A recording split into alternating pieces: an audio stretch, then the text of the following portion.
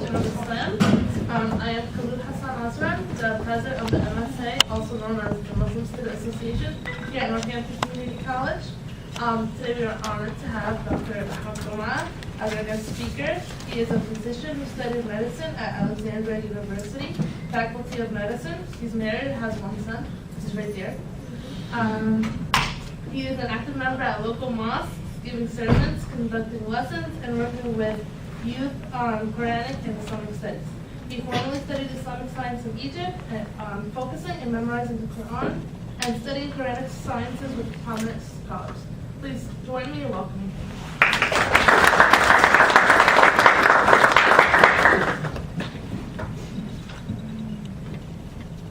Hello everybody, once again, we meet. I was here a few months ago, and I have the honor to come back and talk to you about Islam. Talking about Islam in 45 minutes, kind of impossible. So I'm gonna try to talk fast, and I want you to bear with me, because we have lots to show you. This time I decided to bring a presentation with me, kind of make it easier for you guys and for us too. So let's start.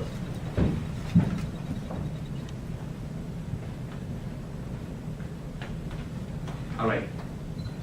If there is a message that I wanted to deliver to you today, this is it. Do not judge Islam based on the action of the Muslims. Judge the action of the Muslims based on the teaching of Islam. Then, what is Islam? As the slides show you, Islam is not a new religion. And in Muslim, basically, we have something that is called the 5 pillars of Islam. And the 5 pillars of Islam start with number 1, something called Shahada. And Shahada basically means that we believe in the oneness of Allah, God. We believe in the oneness of God, and we also believe in all messengers, starting from Adam, peace be upon him, going down to Abraham, Ishmael, Isaac, Jacob, Solomon, David, John the Baptist, Jesus, Moses, and ending with Muhammad, peace and blessing be upon all of them. And number 2 is the prayers. And as I told you before, we pray 5 times a day. And the reason we're doing that, first of all, it's a command of God. And second of all, we pray 5 times a day so that we can report to God every few hours. And if you know that you will report to God every few hours, I think you will try to be on your best, knowing that you will meet your Lord within few hours. So you will try the best, you will try to do the best deeds that you can do. You will try to abstain from what He forbid you from, and you will try to follow His commands. And also you meet Him, kind of ask Him for whatever you need, or whatever problem that you are facing.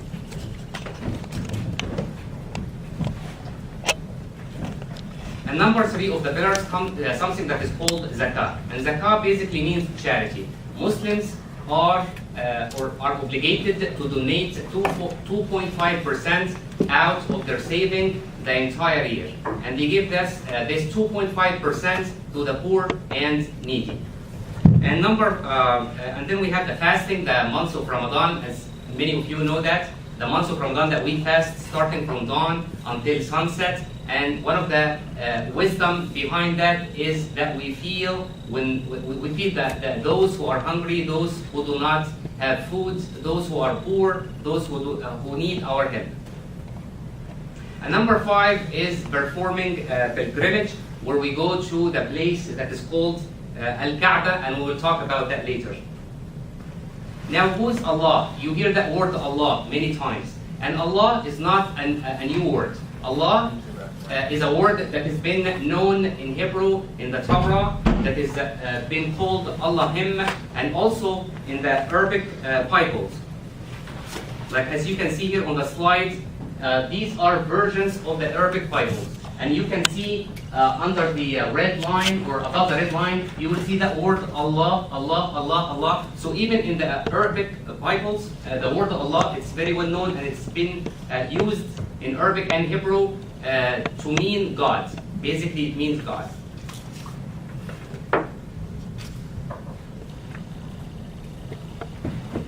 So the word Islam, basically, it means submission to God. Submission to God. And also it is derived from the word salam, which basically means peace. And when Muslims greet one another, they say assalamu alaikum. I think you heard that word. And assalamu alaikum basically means peace upon you. Peace be upon you. So do Islam and Christianity have different origin? No. We believe... I've been asked by media services to ask if we still need a wireless mic and power speaker. Can you guys hear me clear? We're good. Yep. Yeah, I think we're fine. Thank you so much. Yeah, Appreciate it. No, we believe that all the prophets, starting from Adam until the last prophet, Muhammad, they're all prophets. And every single prophet been sent to a tribe or to his nation to let the people know about the existence of God. God, in order for him to reveal his existence, he has to send somebody known as a prophet or a messenger to his tribe, so that way he let them know about the existence of God, he let them know about doing the good stuff and staying away from the bad stuff, and also he will be a witness on them on the day of judgment. So we believe in all prophets, starting from Adam, as I told you, going down all the way to Muhammad, known as for us the last prophet that is ever will be. And we have that place that is called Al-Kaaba. So what is Al-Kaaba? And I think you guys are familiar with that. I think you saw it on TV. This is that black stone that we have in Saudi Arabia. Basically, we believe that Allah, God, ordered Abraham, the Prophet Abraham, and his son Ishmael to build Al-Kaaba, that place, and also to call for people to come and to circulate around the Kaaba, performing what is called pilgrimage. And basically, what we do when we go over there, and it is mandatory only for those who can afford it financially and physically. So if you are ill or sick or old, if you can go over there and do this, you're exempt. And also, if you are poor, you don't have the money to do this, you're also exempt. So basically, this is one of the pillars that not all the Muslims can do. Only those who can afford it physically and financially. Basically, we go to Al-Kaaba, we go to that place. Why the Muslims go every year? Why do we go there? We respond to the call of the Prophet Abraham. When God ordered Abraham to build that place, to build Al-Kaaba in the valley of Mecca, when there was nobody over there, it was completely empty. And God commanded Abraham, Prophet Abraham, to build Al-Kaaba. And he also commanded Abraham to call for people to come and to worship him and to perform the pilgrimage. Abraham responded back to God and he said, by that time there is no microphone, there is no internet, there is no media. How can he communicate with the people? How can his voice reach every single person on the face of this earth? God replied back to the Prophet Abraham and he told him, your job is to call and I will take care of the rest. And Abraham called for people, and as you can see right now, 4 million people, estimated 4 million of Muslims every year they go and they respond back to the call of the Prophet Abraham. Do we worship Al-Kaaba when we go there? Do we worship that? Do we worship this place? No, we do not worship the Kaaba. We do not. When you see the people are prostrating, we're not prostrating to the building. We're prostrating to God. And we believe that the house of God is vertically in the heavens, right above this point of the face, on the face of this earth. That's what we believe in Islam. And when we go over there, there is also a stone that is known as the black stone. And one of the companions in the name of Umar ibn Khattab, a very well-known companion that Muslims and non-Muslims wrote many books about him. He was a great personality, a great leader. This companion, this great companion in the name of Umar, one day he was performing pilgrimage. And he was circulating around Al-Kaaba. And he came to the black stone and he held it and he kissed it. And he said, by God, only because I saw Prophet Muhammad, peace and blessing be upon him, because I only saw him kissing you, that's why I'm doing the same thing. I'm following what he did. But by God, I know that you are only a stone. You do not benefit me. You do not prevent any harm from me. You're just a stone. We do not worship you. And this is a very clear concept that we have in Islam. We praise Muhammad as a prophet. the same thing that we praise Moses and Jesus and all the prophets, but we do not worship Muhammad. We do not worship him. One of the things that Prophet Muhammad said right before he died, he said, "Do not use my grave. Do not use my grave as a worship idol. Do not come over here and worship my grave." And also another concept in Islam that Umar, the same companion that we have just been talking about, one day we have a tree, that under this tree, that people came and they embraced Islam. Prophet Muhammad was sitting over here, and they embraced Islam, and they holded his hands that they will follow the teaching of Islam and the teaching of the Prophet. And later, after Prophet Muhammad died, Umar, that great companion, he decided to burn that tree. And the reason he did that, he was afraid that down the road, when the generation comes after another generation, people will start to praise that tree, and later on people will start to worship that tree. So in order for him to prevent that chaos from happening, he decided to burn that tree. So it's clear for us, and it's clear for the Muslim, that we do not worship anything that is related to the Prophet. We do not even worship the Prophet himself. We worship Allah, we worship God. We only worship God. We believe that God is only, and he has no partners. That is what we believe in Islam. And this is a fundamental concept in Islam, that we believe in God as God. We don't know how he looks like. We don't know how, we have no idea how he looks like. But in the verse, God says that do not, the existence of the shape of God, nobody knows how God looks like. There is nothing that looks like God. And as a Muslim, we are promised of those who will enter heaven, or those who will enter paradise, that the greatest blessing or the greatest joy that they will ever experience is when they see the face of God. And there's another concept that I want to make it clear to you guys, that as a Muslim, as sometimes we hear, from the media or from the TV shows, that the Muslim or those who follow Prophet Muhammad, peace and blessing be upon him, are promised heaven, or are promised paradise, or are promised the 70 virgins that they're talking about. There is nothing in our religion that talks about the 70 virgins or anything like that. Even the Muslim himself is not granted Jannah, Jannah means heaven or paradise. Even a Muslim is not granted or not guaranteed to enter heaven or paradise, except if he followed exactly the rules and the teaching of the Prophet. The rules and the teaching of the Prophet. So for a Muslim to embrace Islam and to do bad deeds, this is not good for him on the Day of Judgment. Being a Muslim does not protect you from entering hellfire. Being a Muslim does not protect you, or it is not a protection or a shield to you to go ahead and start corruption in the land. And you say, I'm a Muslim, I will enter heaven, or I will enter Jannah, and I will do whatever I want, because I'm a Muslim. This is against, and this is another great fundamental of Islam, that you are a Muslim, but you're not guaranteed heaven or paradise yet. In order for you to enter heaven or paradise, you have to follow the teaching of the Quran and the teaching of Muhammad, peace and blessing upon him, in order for you to enter heaven or paradise. So who is Muhammad? Muhammad is, as we believe in Islam, is the last prophet. And he was revealed to him by the angel Gabriel at the age of 40. He was born in the city of Mecca. When his mother were pregnant of him, his father died, and then at the age of 6, when he was 6 years old, his mother died also. So he was an orphan.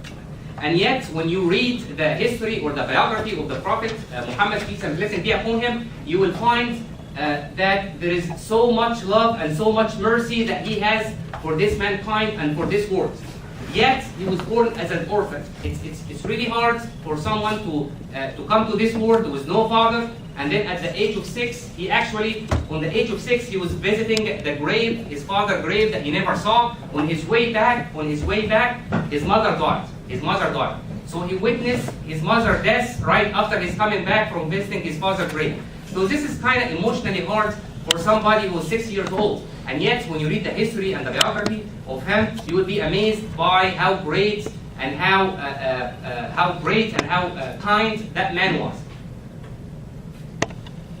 And he was also known before the prophecy, before the revelation that has been revealed to him at the age of 40. He's been well known as the trustworthy and the trustful person among his tribe. And even though after the revelation, after it's been revealed to him, and after he came with the Quran, his tribe or his people, the people of Mecca, they were against him, and they started to torture him and those who believed in him. But yet, at the end of the day, they used to fight him and torture him during the day, and at the end of the day, they used to come to him and they used to ask him to keep their jewelry and their valuable stuff in his house. Why? Because they do not feel safe to keep this jewelry or these belongings in any other place but in his house. And this is, if you think about it, this is just show you that they really know that he's a trustworthy, he's a truthful one, he's the honest one. But at the meantime, it was a kind of conflict of interest. The people of Mecca by then, they used the Kaaba that we have just shown you on the slide. It was surrounded by 360 worshipping idols. By the time of Abraham, the Prophet Abraham, there was no idols whatsoever. But later on, a man who went to do some trade in Syria, on his way back, he found a city where they worshipped some idols. They asked them about those idols. They said, well, these idols are gods that they help us talking to God. So he decided to bring those idols and he brought it and it surrounded the Kaaba, and some of the idols were actually on the top of the Kaaba. And he ordered, he commanded his people, the people of Mecca, to worship those idols. So then, by that time, when Muhammad was revealed to him, as known as the trustworthy, they used to keep their valuables and their stuff with him. But the thing is, the idols, the people of Mecca, they know that those idols does not harm or does not benefit you, but at the meantime, they used it as for people from all over the Arabic Peninsula to come over to the city of Mecca and to do trades. So basically, they used these idols, they used it as a source of income or a source of economy or a source of bringing people over from the Arabic Peninsula to the city of Mecca so they can do trade.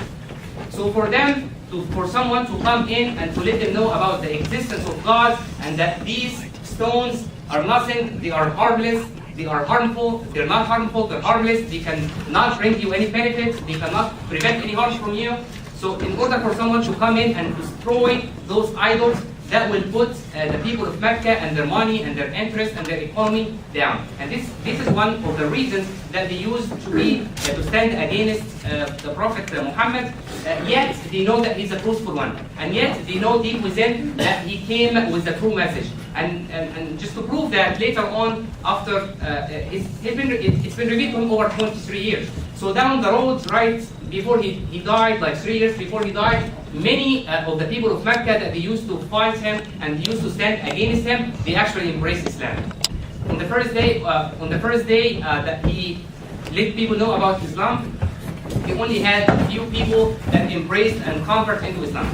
By the time he was about to die, when he was 63 years old, he was talking to 124,000 people right in front of him.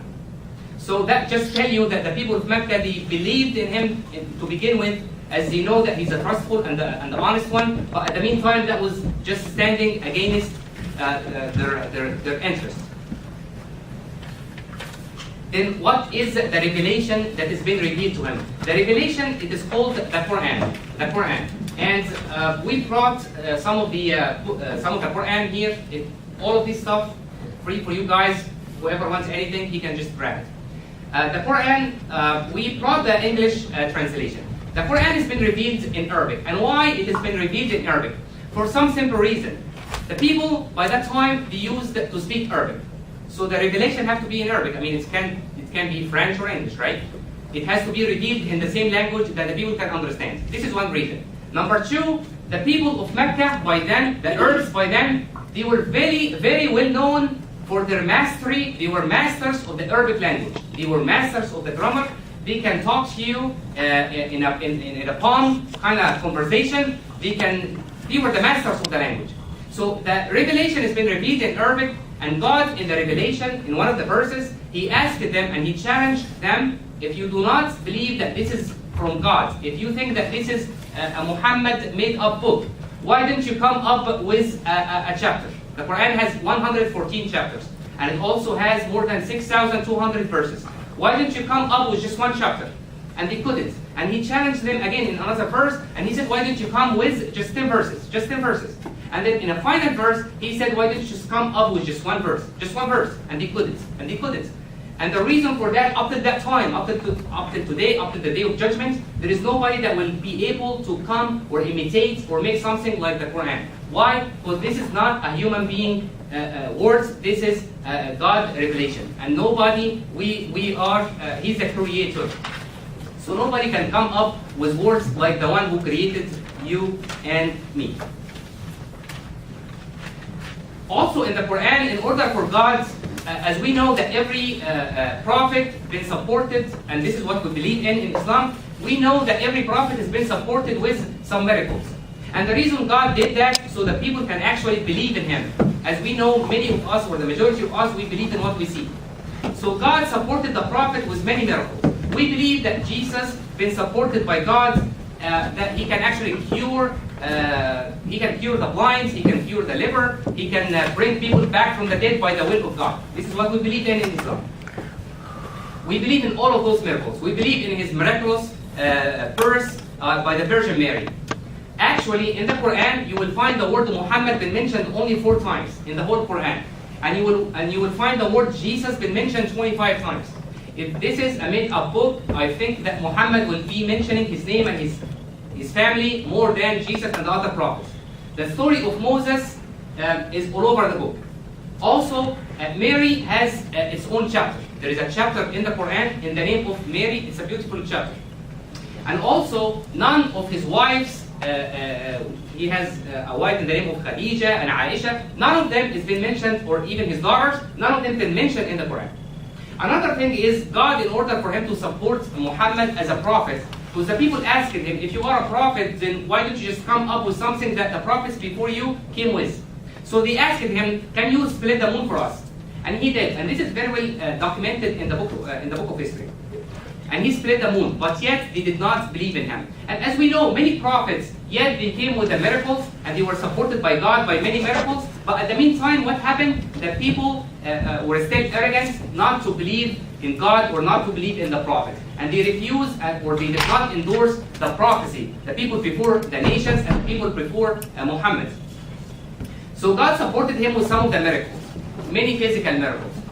And unfortunately, the time is limited, and I can't talk about all of them. But basically, He supported them. He supported him by some of the physical miracles, and also He supported him with another, even greater miracle. That is the Quran. Why is it a miracle?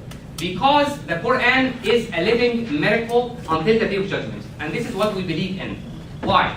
The Quran, in order for God to make the Quran a living miracle that lives among us until the day of judgment, He had to conclude or include some of the scientific and the medical and scientific miracles in science. Like, for instance, when we talk about embryology, the science of the development of the embryo, you will find it very well detailed in the Quran.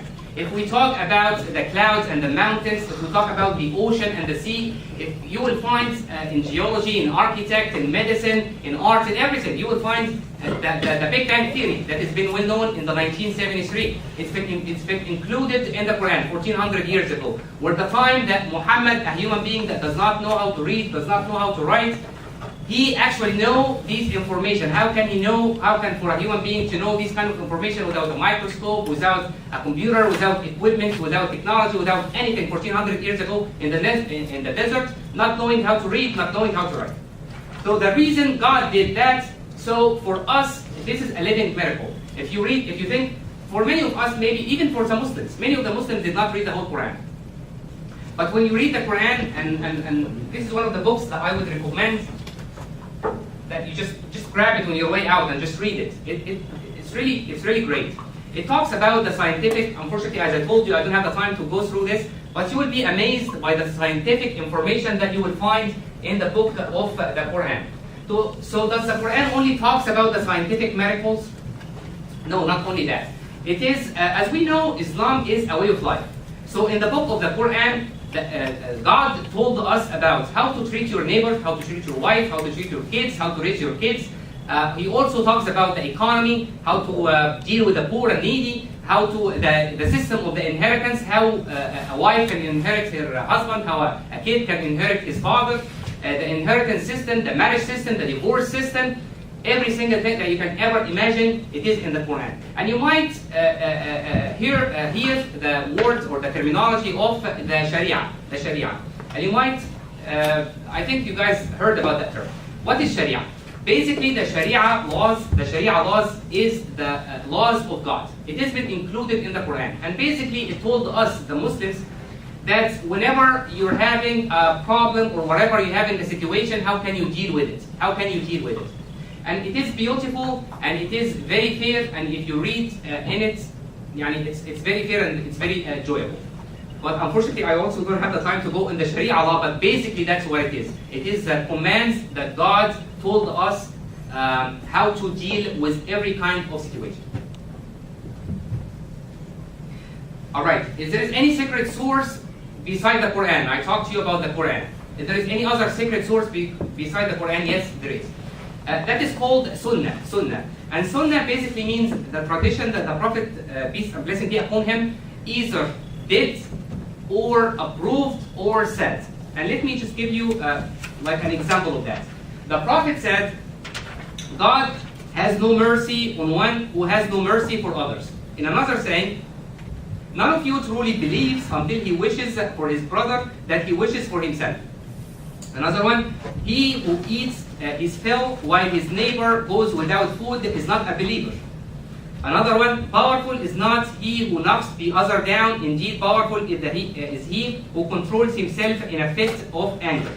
Another one, God does not judge according to your bodies and your appearance, but he scans your heart and looks into your deeds. So, and there is almost like 5,000, 10,000, there is many of those. But those are called the Sunnah or the Hadith. Some of them are authentic, some of them are not, and we'll try to be very clear about what's authentic and what's not. But the Quran itself, I want to make something that's very clear. The Quran itself is the same book. There is no change in the Quran over 1400 years. It is the same book that has been revealed to the Prophet Muhammad. And I'm going to tell you something. In one of the verses, God says, in the Quran, He says, we revealed this book and we will protect it. You might ask, we heard about a guy who was trying to burn the Quran. Here or somewhere else. We always hear about that. How can God protect it if someone can do such a thing?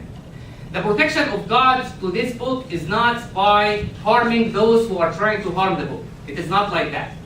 The protection of God to this book is the protection that this book will never change. There is no single letter that will change until the day of judgment. And to give you a living example of that, we have more than hundreds of thousands of people. I am myself, the poor slave to God is one of them, that memorize the whole book word to word. I can, many of the Muslims can actually ask you, and I'm talking about the Arabic version. You can actually open the book and we will recite to you from the beginning all the way to the end without a single mistake, by the help and by the support of God.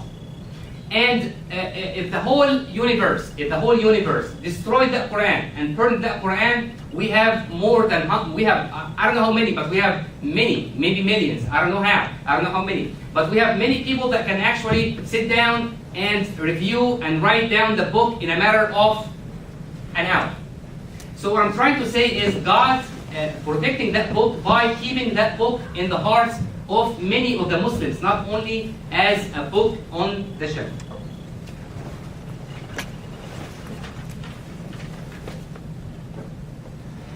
And this is just a picture to the Kaaba that I told you, the place that we perform the pilgrimage for those who can afford it financially and physically. And this is another view, and this is another view. And the reason I brought this slide with me, just to show you one of the things that we actually we're not prostrating to the Kaaba, we're prostrating to God. And one more thing that it just show you that unity. One of the reasons that we're doing it just show you the unity of the Muslim nation also. And when do Muslims pray? We pray 5 times a day. And we have to pray 5 times a day. It's obligation for every Muslim. And we pray pre-dawn, noon, afternoon, evening, and night. And before we pray, we have to do something that's called ablution. Basically, we wash our hands until the elbow. I have a slide for that. We just wash our hands, our nose, our mouth, our hair, our feet. So we kind of wash ourselves 5 times a day, pray 5 times a day, prostrate to God 5 times a day, report to God 5 times a day, ask Him for whatever we need 5 times a day.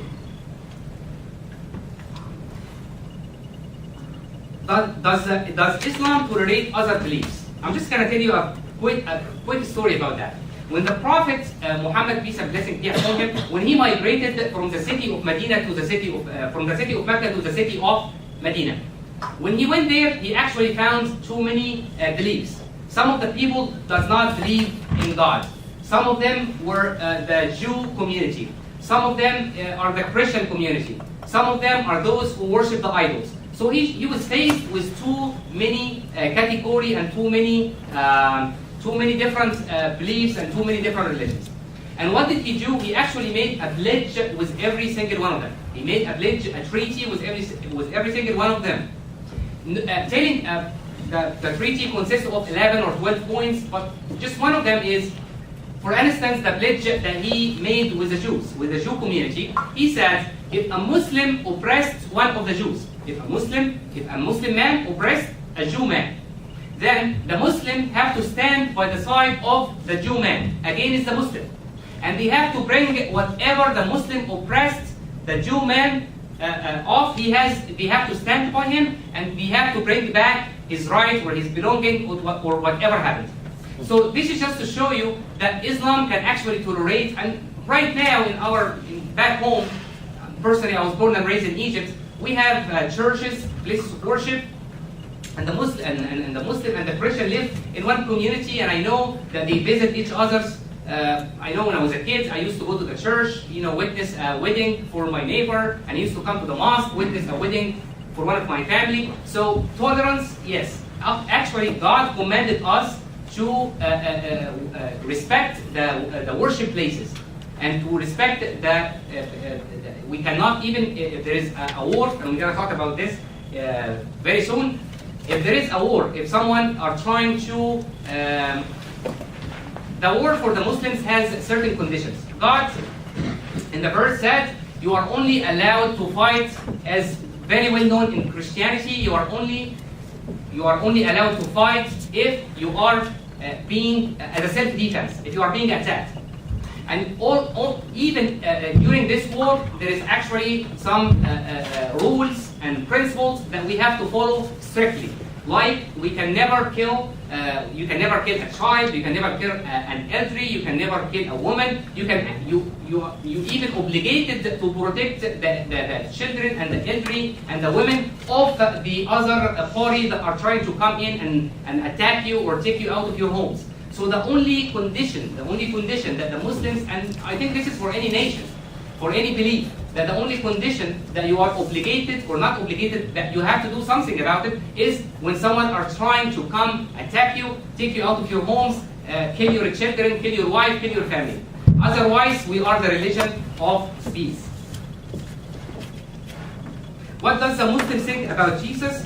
As I told you before, we believe that Jesus is a prophet. We believe in the miraculous birth by the Virgin Mary. We actually think that Mary is the purest woman ever existed. We believe in him as a prophet. As I told you, we believe in all the miracles that he came with, supported by God, cure the blind or bring the dead back. And we believe in Jesus, and we actually, when we say Jesus, we always say, peace and blessing be upon him. And we actually believe that he's one of the greatest prophets. And this is just some of the quotes of the Quran about Jesus. Now, why is family is so important to the Muslims? As the family is the basic and the fundamental unit of the community. What about a Muslim woman? Are the women, and this is one of the questions that always pops to the surface, are the Muslim women, or what is the status of the Muslim women? Or the Muslim women are oppressed? And let me just tell you that before Islam, the women, the people used to bury their daughters alive just because he had a daughter. And also she has no rights whatsoever. And they used to treat the women as a belonging, as if it's a belonging to someone. After Islam, the situation completely changed. Like for instance, when someone is trying to propose or marry a Muslim woman, he pays something that is called the dowry. And this is basically a gift from between the bride and the groom. And this money belongs to the woman, to the bride. He can never touch it or even come close to it. And even if he is in a financial crisis, it's up to her whether she can give him a little bit of that money or not. So this is her money, period. So this is just something between the husband. It's like a gift. And at the meantime, she's not obligated to work. The woman is not. We're not encouraging women not to work. I mean, do not get a mixed message. I'm not saying we encourage women not to work. Islam actually said that whoever pursue an education is basically pursuing a path to the paradise or to heaven. So Islam is all about being educated and seek education. But what I'm saying is, if the woman does not work, if the woman decided not to work, and many of us 50 years ago knows that many of the women used to, their job was a housewife. And let me tell you, a housewife is a big job. It's a big job. Taking care of the children, cleaning the house, cooking food, believe me, it's a burden. But what I'm saying is, if a woman decided to be a housewife, if a woman decided to stay at home, the husband is obligated, or even if she decided to go to work, that money belongs to her. That money belongs to her. The husband cannot touch that money or come close to that money. Actually, he obligated to support financially his wife, his children, and even his parents, and his wives, his sisters, and his brothers if they are young or if they cannot work yet. What about modesty? As we know, we have the hijab. Let me tell you something. The hijab or the head cover is not a new concept that Islam brought in. And what I'm trying to say here is, this is not a new concept. For a non, for the Christians, it is very well known that modesty is one of the signs of the religious belief. So what I'm trying to say is, the head cover is not a new concept, but we're doing it for one reason. We're doing it for modesty. We're doing it for trying to establish good conduct between the male and the female in the community.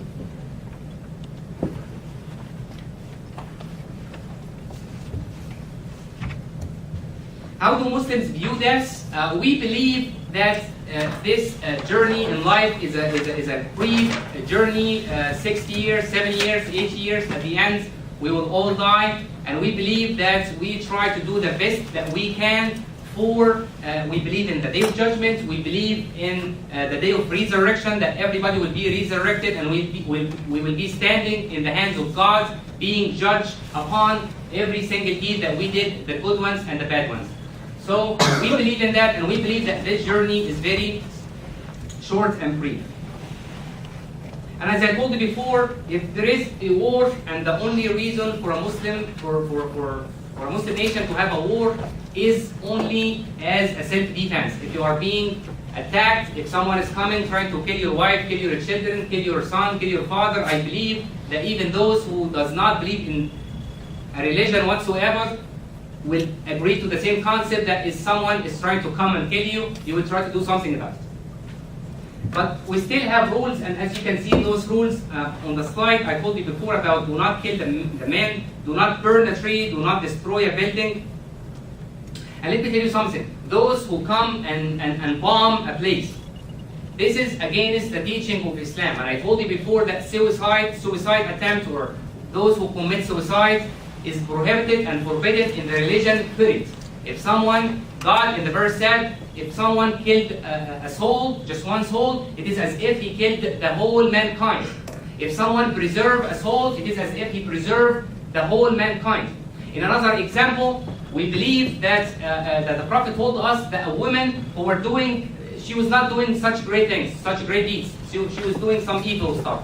But at the meantime, she one day she found a cat that has been trapped, and she released the cat and she fed the cat. And the Prophet told us that he saw this lady in heaven, in paradise.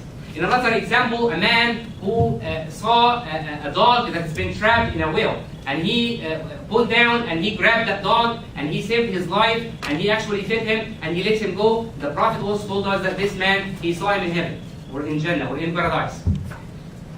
And this is just to tell you that it is not by being a Muslim.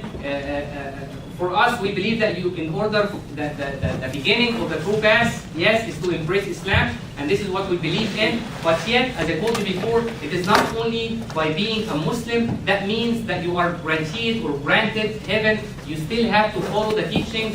So if you are a Muslim and you're making corruption in the land, you're killing innocent people, you're bombing places, this is against the teaching of Islam. This is against the teaching of Islam. Let's make it clear here.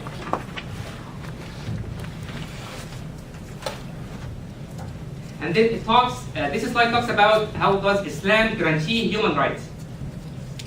And as I told you before, one of the things that Islam is totally against is racism. One of the verses in the Quran, God said, God does not judge you upon your color of skin, whether you're white or black or brown or red. It does not matter to God. In the sight of God, it does not matter how you look like or what color of skin you have. What matters to God is what's in your heart. Something that we call piety, and it's kind of difficult to explain the word piety in the Arabic word taqwa, but the translation of that means is to love Allah and to fear Allah and to be righteous and to do the good things. So God said in the verse that we do not, He in the sight of judge, the only difference between someone and the one who is sitting next to him is if he is doing good deeds or not, if he's doing the right things or not, if he's being righteous or not. One more thing that I just want to mention, that we have 1.6 billion Muslims all over the world. One of the misconceptions that the Muslim is the religion of the Middle East. Let me tell you, 15 to 20% of the Muslims are located in the Middle East. So we're talking about 80% outside the Middle East. We have the majority in Asia. We have the largest Muslim community located in Indonesia. We have many Muslims in Africa. We have Muslims in Europe. We have about 14 million Muslims here in the US. But what I'm trying to say is it's a misconception that people think that it is only located in the Middle East. Another thing about the hijab or about the head cover, you might see difference in that based on the customs. The culture play a big role in that. So you might see a little bit of a change between someone dressed that way. Maybe a woman from India is dressing a certain way, a woman from Egypt or from Tunisia is dressing in a different way. This is just cultural. This is just cultural. Before I finish the lecture and I take questions, I just want to say something. I want to go back to the first slide when I said, do not judge Islam based on the actions of the Muslim.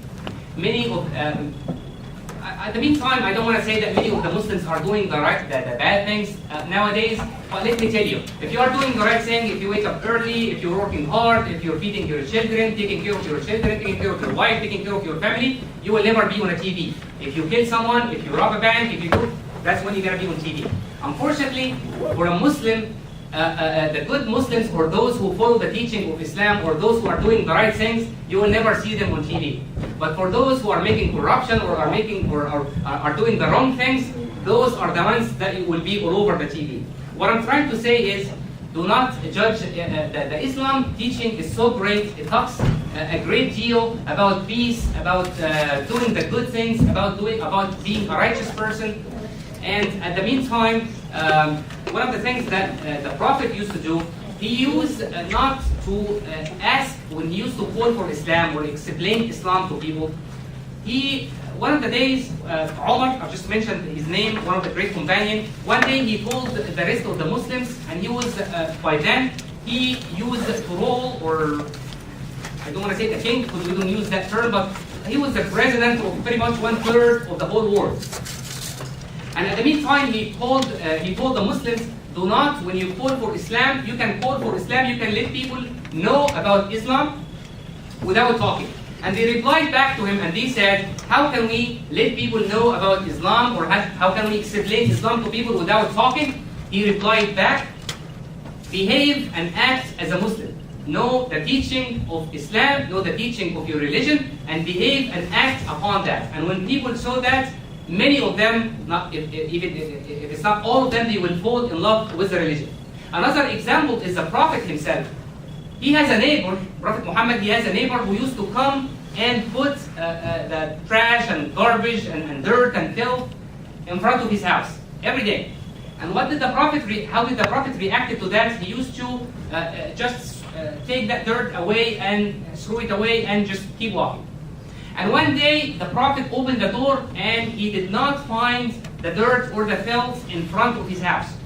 What did he do? He went to his neighbor and he knocked on the door and he said, I'm coming today to check on you. Are you sick? If there is anything wrong with you. So the day that he did not find the filth or the dirt in front of his house, this is the day that he went to that man to ask about him. And this man embraced Islam. In another example, that a man came to kill the Prophet. In the mosque of the Prophet, a man came to kill him. And the companion said, they tried to get the permission of the Prophet, how can we deal with him? And the Prophet told them, how about if you just tie him to one of the gates of the mosque and release him whenever he wants to eat or whenever he wants to go to the bathroom or whatever. And then retie him again. What happened is, for 3 days, and the Prophet did not try to torture this man. No. The Prophet wanted him to just watch and witness what the Muslim community and what the Muslims are doing. And by that time, the mosque was not only a place of worship. A mosque was a courthouse. A mosque was a headquarters for the Muslims. So the entertainment center. So the mosque, there is too many activity and too many things are going on inside the mosque. And when the man witnessed what's happening and how the Muslims treat one another, what did he do? After 3 days, the Prophet said, now you can release him and ask him to go back home if you wish. What did the man do? He actually embraced Islam. In another example, one of the students of the Prophet, peace and blessing be upon him, one of the companions, and I told you his name many times today, his name is Umar al-Khattab. And Umar is very well known to the Muslims and to the non-Muslims. He was a very just role. He was a very just, as you can say, president. He was very well known to his justice. And one day, a man came to kill Umar. A man from Persia, he came to kill Umar, which is the president or the president of the Muslims by then. When he came to the Arabic Peninsula, when he came to the city of Medina, he did not know how Umar looks like. He doesn't know how Umar looks like. The man he wanted to kill. So he came and he found a man that is wearing an old clothes, not so fancy, and he's sleeping under a tree. And he asked Umar. He woke him up. He was sleeping. And he did not know that this is Umar, the man who was coming to kill. And he looked at him and he said, do you know where the king of the Muslims, where Umar is? And Umar replied, yes, that's me. And the man from the shock, the sword that he was holding dropped on the ground. And he said, you know, I came today to kill you. I'm coming from my nation, from my country, over here to kill you. But you are just a great and just king or a just president, that you are so fair and you are so just that you don't need security or bodyguards or anybody that surrounds you and trying to protect you from anybody. Because if you spread justice and if you spread peace and if you spread fairness in the land, what's going to happen to you as a president or as someone is in charge or as a leader? You will sleep peacefully. Nobody will try to come and approach you. No one will try to come and approach you or harm you. And another example for the same man, Umar, also, that just to show you how fair or how just he was, a man came to him to discuss a matter with him. And by then they did not have lamps or they only had candles. And Umar was working on the papers and on the affairs of the Muslims as a president or as the one in charge. And the man came to him and he started talking to him. And Umar said, before you start talking, I have a question to you. Are you coming here to talk to me about the Muslims' affair, about the Muslim nation, or you're coming to me to talk about a personal matter, something that belongs to you? He said, well, I'm coming to you because I have a problem. I'm coming to you because I wanted to talk about a personal matter, something that belongs to me. What did Umar do, or what did Umar reply? He actually blew and turned off the candles. And he said, this money is coming from the pockets of the Muslim, taxes or whatever that is by then. He said, this money is coming from the pockets of the Muslims, from the people. The people paid for that candle. So if you're coming to discuss something that connects or that concern the Muslim nation, then we can keep it on. But if you're coming to talk about a personal matter, then we gotta turn it off. This is how fair he was. And you, as I told you, you will find many books been written by the Muslims and the non-Muslims about the Prophet Muhammad, peace and blessing be upon him, about great characters like Umar, that I want to just talk to you about. Why? Just because of the fairness and the justice that he spread in the land. Thank you so much for listening. And I tried, I'm sorry if I was quick or talking so fast, but I tried to cover many points that I wanted to cover. But thank you so much for giving me the opportunity to talk to you and to explain the religion that we follow, the teaching that we follow. I would like to thank and honorably thank every single one of you. Thank you so much.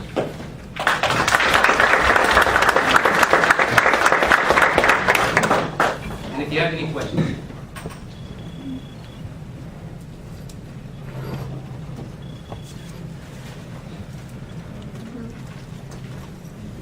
Yes.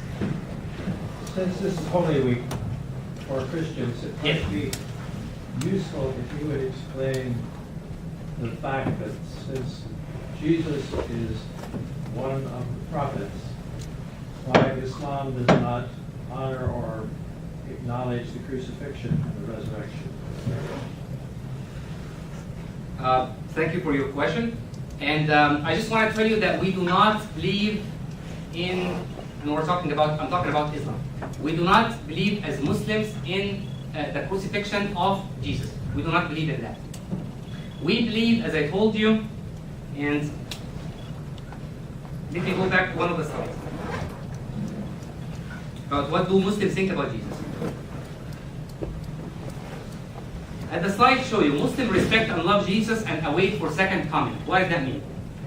We believe that Jesus is not dead. He's the only prophet that did not die yet. And this is the beliefs that we believe in. We believe that Jesus is not dead. We do not believe in the crucifixion of Jesus. We believe that the one who was on the cross was not him. It is a man who betrayed him, and God made him looks exactly like Jesus, and the people took him as Jesus and they crucified him. And we believe that Jesus, by then, God ascended him to heavens, and right now he's in heavens, and he will come back. A man will come later on that he will claim that he's a prophet, and Jesus will come at the end of this life, or at the end of this world, and this will be like right before the day of judgment. So we do not believe that Jesus was crucified. In Islam, we do not believe in this. We do not, but at the meantime, as I told you, we believe in his ascension, that he was ascended to God and he will come back. One more thing. You will see a verse, the second line here, you will see a verse that says, "Behold, the angel said, God has chosen you and purified you," talking to Mary, "and chosen you above the women of all nations. O Mary, God gives you good news of a word from him, whose name shall be the Messiah, Jesus, son of Mary, honored in this world and the hereafter, and one of those brought near to God. He shall speak to the people from his cradle and in maturity, and shall be one of the righteous." She said, "O Mary, O my Lord, how shall I have a son when no man has touched me?" He said, "Even so, God creates what he will. When he decrees a thing, he says to it, be, and it is." And this is a verse in the Quran. And as I told you, we believe in the miraculous birth of Jesus, the same power that we believe that Adam was created with no father and no mother. And in the verse, God says in the second line in the Quran, it says, "Truly, the likeness of Jesus with God is as the likeness of Adam. He created him of dust and then said to him, be, and it was." Jesus performed many miracles. In the Quran, Jesus said, "I have come to you with a sign from your Lord. I make for you out of clay, as it were, the figure of a bird, and breathe into it, and it becomes a bird by the God's will, or by the God leave. And I heal the blind and the lepers, and I raise the dead by God's leave." Later on, if you would like, or if you are interested to talk to you, because in order for me to talk to you about Jesus in Islam, I have small pamphlets that you can grab on your way out. But we can, if you guys wish, we can actually come back one day and we can actually spend a whole hour talking about Jesus in Islam. Because it would be so unfair and I will cause misjust and unjust to the Prophet Jesus if I just talk to him in a few minutes. And I'm not here today to talk to you about Jesus, or I'm not here to talk to you about, I'm only here today to talk to you, to clarify to you the things about Islam. We have a verse in the Quran that says there is no compulsion in religion. This is actually one of the basic human rights for the whole mankind. That God told us that it is your job as a Muslim to let people know about Islam and to present Islam and to let people know about the teaching of Islam. It is not for you to make anybody a Muslim. I'm not here to force anybody or to convert or to convince someone to become a Muslim. I am here today to talk about Islam as God commands all the Muslims to talk about Islam or to behave as a Muslim, know the teaching of the religion that we follow, and we behave as Muslims, and then people will see the true beauty of Islam. If you, unfortunately, as I told you, we have no time, but the teaching of Islam are so great. And if someone is just following, if a Muslim, and I know many of them are following the teaching of Islam, if every single Muslim just follow the teaching and the rules of God, you will be curious or more curious about Islam. But many people were turned off about Islam just because they saw a guy who killed someone, and this is absolutely not in the religion. That got nothing to do whatsoever with the religion. As I told you, suicide is prohibited, forbidden. Nobody can bomb anybody. Nobody can kill any innocent person. Nobody can kill, and even in the war, you cannot kill a child or a woman or an injury or anybody. Unfortunately, those who are spreading corruption, and those are not too many, but because we see them all over the TVs, we think that this is all the Muslims. Unfortunately, we have many Muslims that are great, but as I told you, you will never see those on TV. You will only see the bad ones on TV. But as I told you, do not judge the Islam based on what the Muslims are doing. I've just told you that one of the pillars of Islam that to fast the month of Ramadan. And I know some Muslims do not fast the month of Ramadan. I'm not judging them, and this is also one of the commands of God that please do not judge the others. Do not judge the Muslims. I cannot say to my friend here as a Muslim or to my friend here as a non-Muslim, I cannot say, well, this guy is going to heaven and this guy is going to hellfire. I cannot say that. And if I do that, I'm making myself as a God. And I will be the first one to be thrown in the hellfire. I don't know even the destiny of my own self. In the hands of God, we will stand. We believe that I will stand, and God will judge me upon all my deeds. If you wanted to talk about the status of Jesus in Islam, I will be more than happy to come one day and present to you what the Islam and the religion of us talks about Jesus. Yes. I'd like to see you come back one day and talk about Sharia law. Absolutely. Absolutely. We can arrange that. Next time. We can arrange that. Whenever there is a situation or a topic that we would like to get a knowledge about or be informed about, please just have one of the MSA brothers and sisters here. Just let them know what you want to talk about, what you want to discuss. I can come and talk about whatever topic that you would like to talk about, or any of the questions that you have for me. Do you have any more questions? Yes. In Prophet Abraham's times, people would sacrifice a lamb or livestock Yes. from their family when they were grown and for God, purely for God. And so today, no Muslim sacrifices animals purely for God. Usually I hear that people sacrifice to have for their family or a part for the mosque or the poor. Why is it that we do not sacrifice today for God? Well, thank you for your question. Great question. But even back then, people used to slaughter those animals. As you know, God will not eat it. One of the verses that God actually says in the verse in the Quran that God will not get anything of the meat or of the things that you slaughter for the sake of God. God is not going to eat it.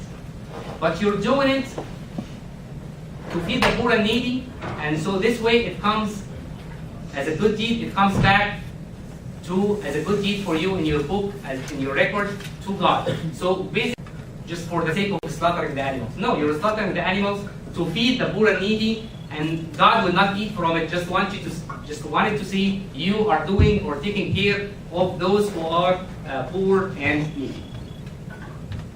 And also one of the things that the prophets told us that in the grave when we die, there is only 3 things that will help you in the grave. And one of them is something that's called a continuous charity. What it means, if you donated a wheelchair to a hospital, if you donated, just for example, if you donated a wheelchair to a hospital and you died, you passed away, and then still patients and still people are benefiting from that wheelchair even after you died, every single person that used that wheelchair is good. This will come to you in your grave as a good deed in your good records. And also the other thing is if your good deeds will help you in the grave. And the third thing, if you have a righteous son, that he actually make prayers on your behalf. So doing a continuous charity, something that's continuous in charity, we believe that this will help us when we pass away. Any more questions? Yes. So are you saying that back then they never sacrificed animals just for God? They were always donated? No, they did. Okay, they did? They did. Yes. But what I'm saying is, do you mean like nowadays they do not just slaughter it and that's it? Right? Okay. That's a So question. nowadays they don't, but back then they did. Well, back then, some of them slaughtered in that way, and some of them slaughtered just for the sake of slaughtering. And even today, some of the people are following the same rule and tradition, and some of the people don't. But what I'm saying is, and this is, I'm talking about what the Quran says. I'm not talking about, as I told you before, we're not talking about what the Muslims or some of the Muslims do. Because many Muslims, you might see a Muslim who's doing something that he's been watching since he was 6 years old, his parents are doing, and he thinks that this is Islam, and it's not. So basically what I'm saying is, God in the verse, he said that God will not eat from it, you're doing it just for the sake of God. Yes? Yeah. At the beginning, you told us that we show them Judges plan on how the Muslims or bad Muslim people do. But whose fault is this? Like, I'm from Egypt like you, and you know and heard about the church who people who destroy the churches, and there's a lot of bad stuff you know about it. If those are bad Muslim people, but he told us that this is Quran. He always gives us a verse from Quran say that he has to do this. So what is correct? Okay, good question. After the incidents of 9/11, many mosques here in the U.S., and to be honest with you, I'm not coming to talk about politics because I'm really poor in that subject. But I'm only coming to talk about the religion. But I'm going to answer your question. It's a very good question. After the incidents of 9/11, many Muslims were harassed. What happened 2 weeks ago to the Iraqi woman who were killed in her house, and a man left a note saying, "You're a terrorist, go back home." 2 weeks ago. It's not on the media, it's not on TV. What I'm trying to say is, on both sides, there are people who are corrupted. People who do not following the religion. A Christian or a Jew or a man who has no religion whatsoever is not following what is he supposed to do. And on the other side, there is a Muslim who does not read the Quran the proper way.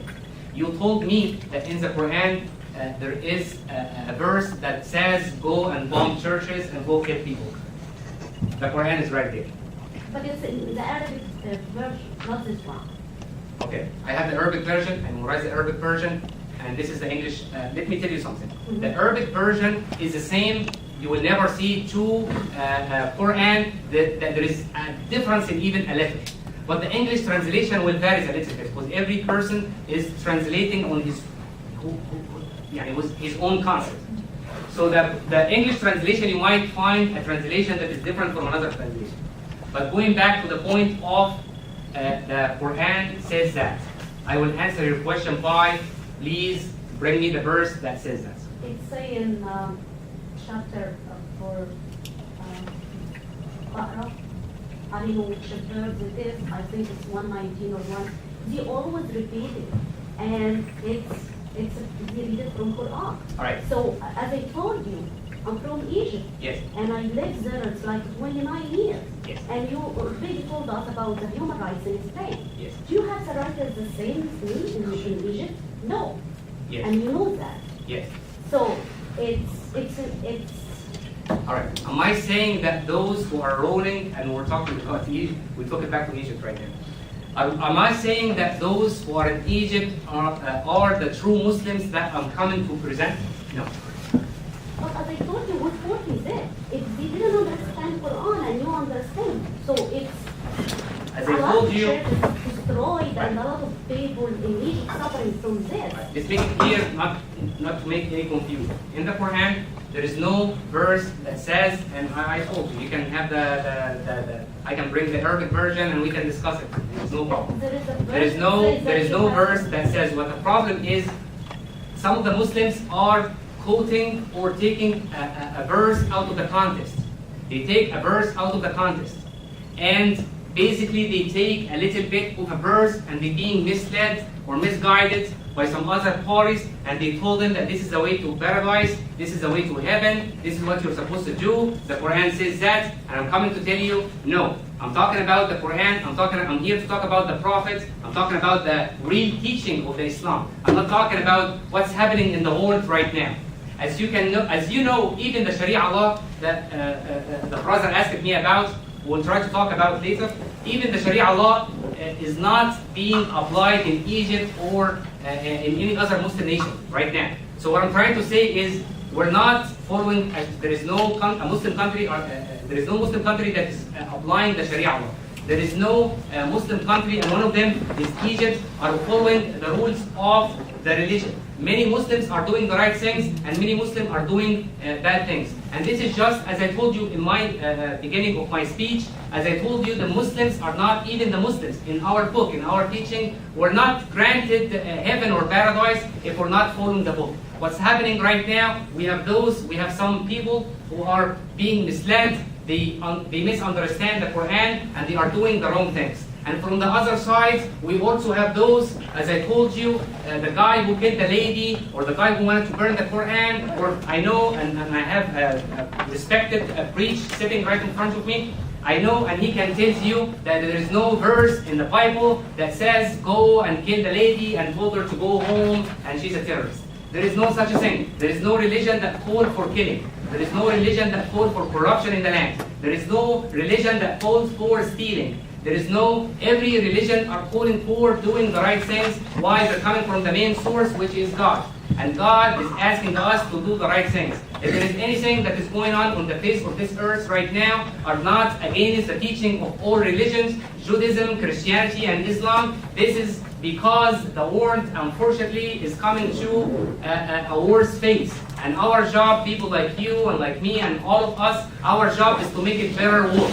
Our job is to ignore about those who are doing the bad things and try to educate them. And our job is to communicate, you and me and us, as those who are knowing the truth or those who are following the religion. Our job is to come, put our hands in our hands and try to discuss the matter so that we can live in a better world. There is nobody that will support fighting for any reason. There is nobody that will support killing. There is nobody who will support bombing. Burning a holy book, as I told you, will hurt some people's emotions. But as I told you, I know that in Christianity or in the Bible, there is no verse that says, go ahead and burn the Quran. I know that for sure. I know that for facts. I know that the religion are always, every single religion are calling for peace.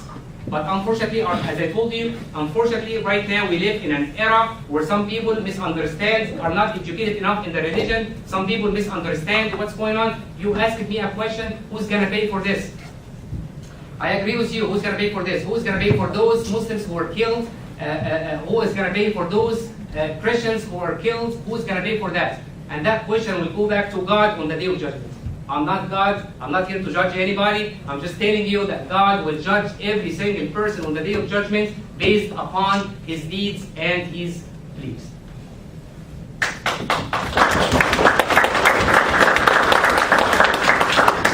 I'm sorry I took a little bit more.